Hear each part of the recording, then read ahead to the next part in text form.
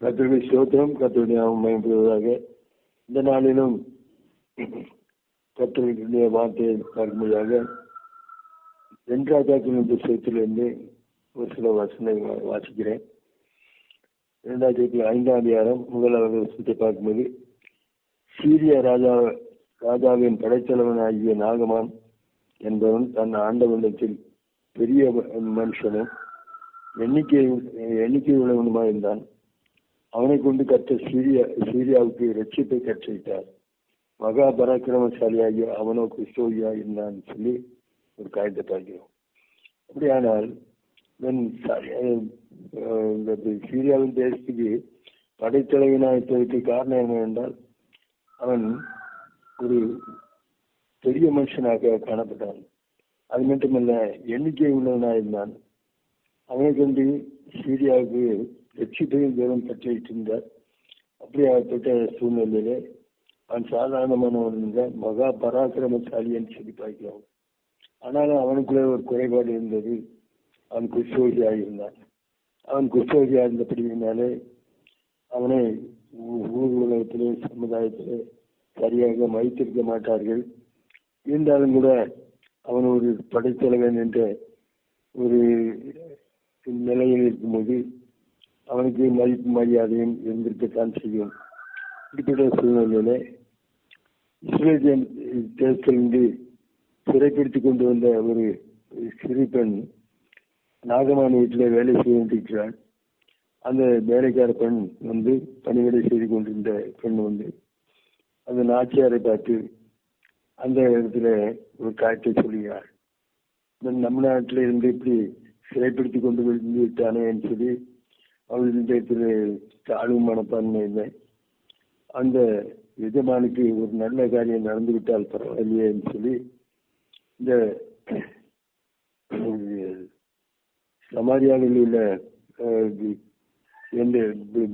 நாட்டில் தீர்க்கதரிசியில் இவர் போவாரானால் அவருடைய குஷ்டத்தை சுத்தப்படுத்தி விட முடியும், சுகப்படுத்தி விடுவார்னு சொல்லி ஒரு காரியத்தை சொல்லும்போது, நாகமான் மனைவி நாகமானத்தை சொல்லும்போது சில் ராஜாவுக்கு நிருபங்களை கொடுப்பதாக சீரியா தேசத்து ராஜா நிருபத்தை கொடுத்து அனுப்புகிற காரியத்தை பார்க்கிறோம். இப்படிப்பட்ட சூழ்நிலையில அந்த நிருபத்தோடு நாகமான் இஸ்ரேல் ராஜா இடத்துல வரும்போது, இஸ்ரேல் ராஜா கிறிஸ்தவத்தை நீக்கிவிட நான் என்னால் எப்படி முடியும்னு சொல்லி 2 வஸ்திரங்களை எல்லாம் கிழிக்கிற ஒரு காட்சி பார்க்கிறோம். அந்த நாளில் துக்கம் ஏற்படும் போது ஒரு மனுஷன் வஸ்திரத்தை கிழிப்பது ஒரு வழக்கமாக இருந்தது. அப்படிப்பட்ட சூழ்நிலையில வஸ்திரத்தை கிழித்து கொண்ட காரியத்தை குறித்து தேவனுடைய மனுஷனாகிய எலிசா கேட்டபோது, நீர் உடைய வஸ்திரத்தை கிழித்துக் கொள்வானேன், அவன் என்னிடத்தில் திருகி என்பதை அறிந்து கொள்ளட்டும் என்று சொல்லுகிற காரியத்தை பார்க்கிறோம். இப்படிப்பட்ட சூழ்நிலையிலே அந்த நாகமான் குதிரைகளோடு தன் காலத்தோடு எலிசாவின் வாசப்படியிலே நிற்கிற காரியத்தை பார்க்கிறோம். எலிசாவின் வாசப்படியில் என்றாலும் கூட எலிசா அவனை போய் சந்திக்கவில்லை. அவனை பெரிய மனுஷனாக நினைத்து அவனுக்கு மதிப்பு மரியாதை செலுத்தவில்லை. ஒரு ஆள் மூலமாக யோர்தானில் போய் 7 நேரத்தில் ஸ்நானம் பண்ணி உன்னுடைய குஷ்டகம் சரியாகும் என்று சொல்லி அனுப்பிய காட்சி பார்க்கும்போது இவனுக்கு கடுங்கோபம் உண்டாகிற ஒரு காட்சி பார்க்கிறோம். கடுங்கோபம் உண்டாகி அவன் தன்னுடைய தேவனுடைய நாமத்தை சொல்லி அந்த குஷ்டகம் உள்ள இடத்துல கையை வைத்து தடவி என்னுடைய குஷ்டகத்தை சுத்தப்படுத்துவான் என்று நினைத்தேன். இப்படிப்பட்ட சூழ்நிலையில என்னுடைய தமஸ்கு நாட்டில் உள்ள அப்னாவும் பர்பாரும் விசேஷிக்கவில்லை அல்லவோ, அதை விட இந்த யோர்தான் நதி என்ன விசேஷமா இஸ்ரேல் நாட்டில் போய் நான் ஸ்நானம் பண்ண வேண்டுமான்னு சொல்லி கடுங்கோபத்தோடு புறப்பட்டு சொல்லுகிற காரியத்தை பார்க்கிறோம். அப்போ தேவனுடைய நீதியை நிறைவேற்ற முடியாத ஒரு சூழ்நிலைக்கு தள்ளப்படுகிற ஒரு காட்சி பார்க்கிறோம். மனுஷனுடைய கோபம் தேவனுடைய நீதியை நிறைவேற்ற முடியாதுன்னு சொல்லி பார்க்கிறோம். இப்படிப்பட்ட சூழ்நிலையில அந்த கடுங்கோபம் திரும்ப உக்கிரமாகவும் மாறி அந்த உக்கிர கோபத்தோடு திரும்பி செல்கிற காட்சி பார்க்கிறோம். முக்கியம் நிஷ்டூரம் உள்ளதுன்னு சொல்லி பார்க்கிறோம். இப்படிப்பட்ட சூழ்நிலையிலே மாம்சியமான காரியங்கள் தான் அந்த நாகமான இடத்துல காணப்பட்டது. அந்த இடத்துல வரும்போது அந்த வேலைக்காரர்கள் ஒரு மனுஷன் சொல்கிறான், தகப்பனே, இதை விட பெரிய காரியத்தை செய்ய சொன்னார் செய்வீர்களா? 7 தடம் ஸ்நானம் தானே பண்ண சொல்லுகிறார், செய்ய வேண்டியதுதானே என்று சொல்லும்போது அவனுடைய உள்ளத்திலே ஒரு எண்ணம் ஏற்படுகிறது. என்றால் அந்த குஷ்டகத்தோடு திரும்பி போகும்போது அவர் சொன்னதை இவர் செய்யவில்லை என்று சொல்லி இவனும் சேர்ந்து அந்த இடத்தில் சொல்லுவான், அதை செய்திருக்க வேண்டியதானே என்று சொல்லி மற்றவனும் கேள்வி கேட்க வேண்டிய சூழ்நிலை வரும் என்று சொல்லி யோசித்திருக்கலாம். அல்லது அவனுக்கு ஒரு நியாயமாகவும் தெரிந்திருக்கலாம். சரி, அதாவது செய்து பார்ப்போமே என்று சொல்லி ஒரு எண்ணத்தோடு அவன் களத்தை விட்டு இறங்குற ஒரு காட்சி பார்க்கிறோம். ஒரு மனுஷன் தன்னுடைய உயர்வையோ தன்னுடைய பதவியையோ தன்னுடைய செல்வாக்கையோ பணத்தையோ நம்பி இந்த உலகத்தில் வாழ்ந்துவிட முடியாது. இறங்க வேண்டிய காரியங்கள் எல்லாம் இறங்கித்தான் ஆக வேண்டும். அவனுடைய கோபத்தை விட்டு இறங்க வேண்டியது அவசியமாகிறது. அவன் முதலாவது ரதத்தை விட்டு இறங்குகிற ஒரு காட்சி பார்க்கிறோம். ரதம் என்று சொல்லும்போது ஒரு ஆடம்பரமான ஒரு உயர்ந்த நிலைமையில் உள்ள மனுஷர்கள் தான் அந்த ரதத்தை வைத்திருக்க முடியும். அந்த ரதத்தோடும் குதிரையோடும் வந்து நிற்கக்கூடிய ஒரு சூழ்நிலை அந்த மனுஷனுக்கு இருந்தது. அப்போ சிலர் ரதத்தை குறித்தும் குதிரை குறித்தும் மேன்மை பாராட்டுவார்கள். சிற்பாய்க்கும் ரதம் வைத்திருந்தால் ஒரு மேன்மையான மனுஷனாக கூட காணப்படுவார். அப்படிப்பட்ட சூழ்நிலையிலே அவன் ரதத்தை விட்டு இறங்க வேண்டிய ஒரு சூழ்நிலை ஏற்படுகிறது. அவன் இறங்க வேண்டிய காற்றிலிருந்து இறங்கினான்.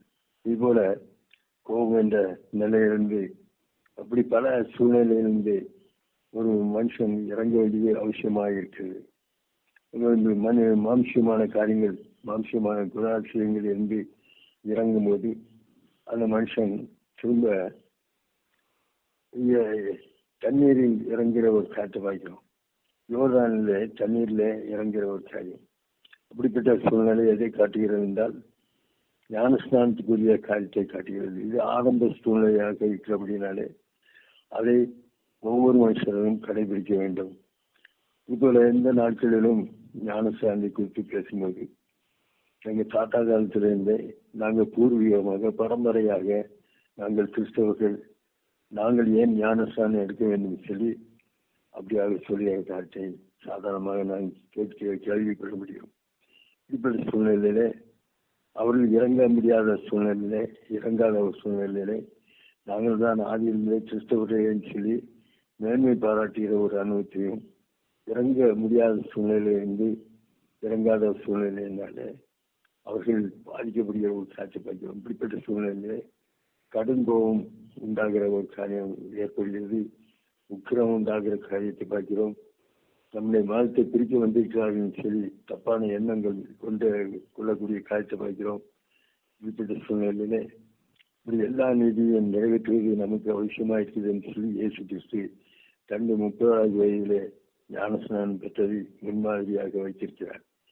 அவரே ஞானஸ்நானம் எடுத்திருக்கும் போது இப்படி எல்லா நீதியும் நிறைவேற்றுவது நமக்கு ஏற்றதாக இருக்கிறது, இப்படி இடங்கொடு என்று சொல்லி யோவான் ஸ்நானத்தினாலே அவர் ஞானஸ்நானம் பெற்றவர் காட்சி பார்க்கிறோம். இப்படிப்பட்ட சூழ்நிலையிலே அந்த நாகமான் தண்ணீரில் இறங்கி மூழ்கிறான். மூழ்கி ஒரு தடவை பார்க்கும்போது அது சிறிது சிறிதாக மாற்றம் ஏற்பட்டதா அல்லது 6 தடவையும் ஒன்றுமில்லாத சூழ்நிலை காணப்பட்டதா அது எழுதப்படவில்லை. அவன் எந்த நிலை இருந்தாலும் 7வது தடவை மூழ்கி எழும்பும்போது அவனுடைய மாம்சம் சிறுபிள்ளை மாம்சம் போல மாறிட்டு என்று சொல்லி வாசிக்கிறோம். இப்படிப்பட்ட சூழ்நிலையில ஒரு மனுஷன் சிறுபிள்ளையை போல மாற வேண்டியது அவசியமாக இருக்கிறது. சிறுபிள்ளையை போல ஒரு சிறுபிள்ளை எப்படி நம்புமோ அதே போல விசுவாசத்தோடு நம்பிக்கையோடு அந்த இயேசு கிறிஸ்துவினுடைய கட்டளையை நிறைவேற்றும் போது ஒரு மனுஷன் புது சிருஷ்டியாக மாறுகிற ஒரு காட்சியை பார்க்கிறோம். புது சிருஷ்டியாக மாறக்கூடிய மனுஷன் கர்த்தரை மட்டுமே நம்பி சார்ந்து ஜீவிக்க முடியும். காரணம் என்னவென்றால் அந்த நாகமான் இப்பொழுது அந்த கோப குணம் மாறிவிட்டது.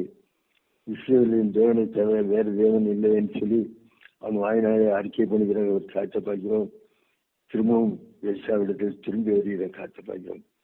திரும்பி வந்து அவனிடத்திலே அவரின் கொண்டு வந்த காணிக்கைகளை கொடுக்கக்கூடிய சூழ்நிலையை பார்க்கிறோம். அவன் தட்டுதல் பண்ணி காட்டப்பையும் நான் வாங்குகிறதில்லை என்று சொல்லி அவன் கண்டிப்பாக சொல்லி அந்த காணிக்கையை ஏற்றுக்கொள்ளவில்லை. காரணம் என்னவென்றால் அந்த தீர்க்கதரிசி ஒரு நல்ல தீர்க்கதரிசியாக தேவனோடு ஐக்கியம் உள்ள ஒரு மனுஷனாக காணப்பட்டபடியினாலே, அவன் எல்லாவற்றையும் அறிந்திருந்தபடியினாலே, தேவன் என்ன சொல்கிறாரோ அதன்படி செய்கிற மனுஷனாக இருந்தபடியினாலே அதை தட்டுதல் பண்ணிவிட்டு அவர் காத்தவாய்க்கும்.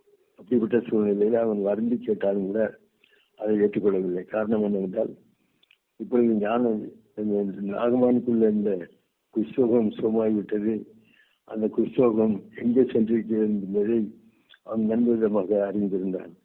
ஆகவே அந்த காணிக்கைக்குள்ளே அந்த குஷ்டோகம் எல்லாம் சென்றிருக்கின்றபடியினாலே அதை வாங்கிவிடக்கூடாது என்று தீர்மானம் பண்ணி அதை வாங்கவில்லை. ஆனால் கேயாசி என்று சொல்லக்கூடிய அவனுடைய வேலைக்காரன் வந்து இவ்வளவு பொருட்கள் கொடுத்ததை வாங்காமல் போகிறாரே என்று சொல்லி பின்னாக ஓடி நான் ஏதாவது வாங்கி கொள்வேன் என்று சொல்லி அவன் ஓடுகிற ஒரு காட்ட பார்க்கிறோம். ஓடும்போது அப்போ அவன் முன்னாக பார்த்து ரதத்தை ஓட்டிக்கொண்டு போக வேண்டிய மனுஷன் போனாலும் கூட அந்த நாகமான் திரும்பி பார்க்க ஒரு காட்ட பார்க்கிறோம். திரும்பி பார்க்கும்போது நாகமானை நோக்கி ரதத்தை நோக்கி கேயாசி ஓடி வருகிற காட்டு பார்க்கும்போது ரதத்தை திருப்பி கொண்டு சுய செய்திட்டானான்னு சொல்லி விசாரிக்கிற ஒரு காட்டு பார்க்கிறோம். இப்பொழுது அவன் ரதத்தை விட்டு இறங்கின ஒரு மனுஷன் இப்பொழுது குதிக்கிற ஒரு காட்டை பார்க்கிறோம். அவனுடைய உற்சாகத்தின் மீதினாலே தேவன் எனக்கு இப்படிப்பட்ட ஒரு காட்டை செய்தார் என்று சொல்லி அவன் குதிக்கிற ஒரு காரியம். சந்தோஷம் மீதி என்றால் ஒரு பிறவி சப்பானியை சுகப்படுத்தும் போது அவன் நின்று நடந்து குதித்து என்று சொல்லி வாசித்தோம். அப்படியா சந்தோஷத்தின் மிகினாலே சுக செய்திதானு சொல்லி சந்தோஷமாக விசாரிக்கும் போது இவன் ஒரு பொய்யை சொல்கிறான். இப்போதான் மலை தேசத்திலிருந்து 2 பேர் வந்தாங்க, அவங்களுக்கு கொடுப்பதற்கு ஒன்றுமே இல்லை, என்ன எஜமானுக்கு மாட்டு வஸ்திரத்தையும் இதெல்லாம் வாங்கிட்டு வர சொன்னாருன்னு சொல்லி பொருளாசையுடையவனாக பண ஆசையுடையவனாக மாறிய ஒரு காட்டு பாய்கிறோம். பண ஆசை எல்லாத்தையுமே வேறு எந்த சொல்லி பாய்கிறோம். அது மேல பொய்நாவினால் பொருளை சம்பாதிப்பது சாகிறவன் விடுகிற சுவாசம் போல் இருக்குன்னு சொல்லி நாம் ஆசிக்கிறோம். பொய்நாவு கர்த்தருக்கு அருவருப்பானதுன்னு சொல்லி பார்க்கிறோம். இதுபோல நம்ம ஊர்ல கூட ஒரு பையன் பழமொழி சொல்லுவார்கள், பொய் சொல்ற வாய்க்கு போஜனம் கிடைக்காதுன்னு சொல்லுவார்கள். இப்படிப்பட்ட சூழ்நிலையில அவன் அந்த காணிக்கையை வாங்க வேண்டும் என்று சொல்லி ஆர்வத்தோடு வாங்கும்போது அவன் ஒரு மாட்டு விஷயம் கேட்கும்போது தயவு செய்து 2 வாங்கிக்கொள்ளேன்னு சொல்லி அவன் வருந்தி அவன் கம்பல் பண்ணி கொடுக்கிற ஒரு காட்டை பார்க்கிறோம். 2 வருஷம் கையை மேலே அந்த காணிக்கையெல்லாம் கொடுத்து சுமந்து கொண்டு போகும்படியாக செய்கிறான். அவன் மேட்டு அண்டையிலே வரும்போது அதை வாங்கி கொள்கிறான். திருப்பி அனுப்பிவிடுகிறான். தன் வீட்டில் பத்திரமாக கொண்டு வைத்துவிட்டு கேயாசி வந்து எலிசாமினால் நிற்கும்போது கேயாசியை எங்கிருந்து வருகிறாய்ன்னு சொல்லி நான் எங்கும் போகவில்லைன்னு சொல்லி அந்த இடத்துல ஒரு பொய் சொல்லி கட்ட வைக்கிறோம்.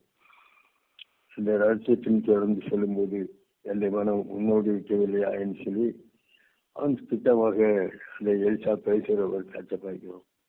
பார்க்கும்போது அவனால் பதில் சொல்ல முடியாத சூழ்நிலைக்கு அவன் நேரில் பார்த்தது போலவே பேசும்போது அவனால் எந்த காரியமும் சொல்ல முடியவில்லை. ஆனாலும் அவன் சொல்கிறான், இப்போது நாகமாய் பெற்ற புஸ்தகம் உனக்கு மட்டும் இல்லை உன் சந்ததியும் தொடரும் என்று சொல்லி அந்த விதமாக புஸ்தகத்தை வாங்கி கொண்டான். இப்போ அந்த நாகமானுடைய காணிக்கையை கொண்டு போகும்போது கூட அவன் 2 பொய் மண்ணை கேட்டு வாங்குகிறவர் காட்ட பார்க்கிறோம். அப்படிப்பட்ட சூழ்நிலையில எலிசாவின் கை கொடுக்கிற கையாக தான் இருந்தது, ஒழிய வாங்குகிற கையாக இல்லை. அது மட்டுமல்ல, கொடுக்கிறதை விட வாங்குறதை பார்க்கிறோம், கொடுக்கிறதே உத்தமம் என்று பார்க்கிறோம். அவன் கொடுக்கிற ஒரு மனுஷனாக காணப்பட்ட ஒரு காட்டு பார்க்கிறோம். அதுபோல அவன் மூலமாக சுகத்தை பெற்ற அவன் சந்தோஷத்தோடு தந்து நாட்டுக்கு திரும்பி சொல்கிறது ஒரு காட்சி பார்க்கிறோம். ஆனால் கேயாசி அந்த காணிக்கையை வாங்கின மனுஷன் அவன் துக்கத்தோடு அவன் கிறிஸ்தவத்தோடு கடன் செல்கிற ஒரு காட்சி பார்க்கிறோம். இதுபோல இந்த உலகத்திலே வாழக்கூடிய சூழ்நிலையிலே நாம் செய்ய வேண்டிய காரியத்தை நாம் செய்யும் போது தேவன் செய்ய வேண்டிய காரியத்தை தேவன் செய்வார். அவர் என்ன சொல்லியிருக்கிறாரோ அதெல்லாம் செய்ய வேண்டியது அவசியமான ஒரு காரியமாயிருக்கிறது. இப்போல ஆய்காரர் முதலானவர்கள் அந்த ஞானஸ்தானத்தை எடுக்கும்போது தேவன் நீதி பெறன்னு சொல்லி அறிக்கை பண்ணுகிற ஒரு காரியத்தை பார்க்கிறோம். லூக்கா 7:29 வாசிக்கும் போது இந்த காரியத்தை அறிந்து கொள்ளலாம். இப்போல அந்த பரிசேயர், நியாயசாஸ்திரியர் இவர்கள் எல்லாம் தேவனுடைய ஆலோசனையை தள்ளிவிட்டார்கள் என்று பார்க்கிறோம். எதற்காக தள்ளிவிட்டார்கள் என்றால் தங்களுக்கு கேடு வரத்தக்கதாக தேவனுடைய ஆலோசனை தள்ளிவிட்டார்கள் என்று பார்க்கிறோம்.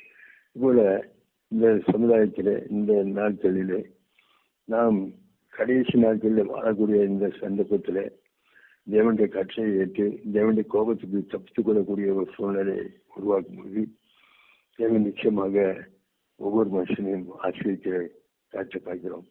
கர்த்தரின் ஆசிரியமே ஆசிரியத்து தரும்.